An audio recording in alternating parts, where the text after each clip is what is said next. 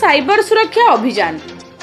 वर्तमान जुगरे साइबर ठकई हेउची एक बड़ समस्या, जोंथिरे राज्यर हजार हजार लोक प्रत्येक दिन एही साइबर ठकईर शिकार होइथांती, जहाकू रोक लगाइबा राज्य सरकार पक्षरु विभिन्न पदक्षेप सहित नृत्य गीत माध्यम जनसाधारण को सचेतनता करा जाउछि।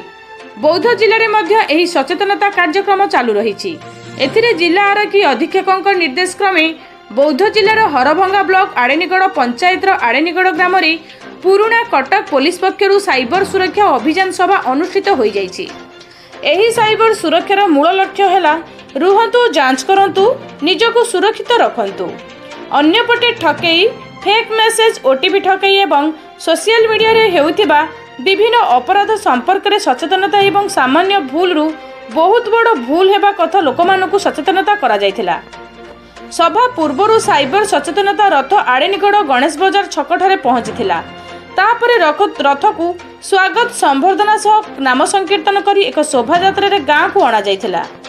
पुराना कटक थाना अधिकारी अरुण सिंह अध्यक्षतार अनुष्ठित कार्यक्रम में मुख्य अतिथि भावे सरपंच अजित कुमार प्रधान, सम्मानित अतिथि भावे हेड मेंबर तपन कुमार साहू जोग देथिले।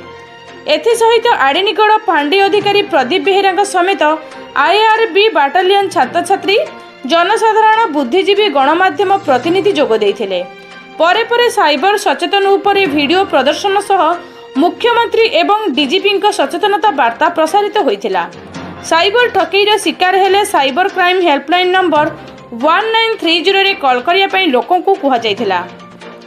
परे कलाकारों द्वारा नृत्य गीत माध्यम रे साइबर ठकई उपरे उपस्थित जनसाधारण को सचेतन करा जायथिला।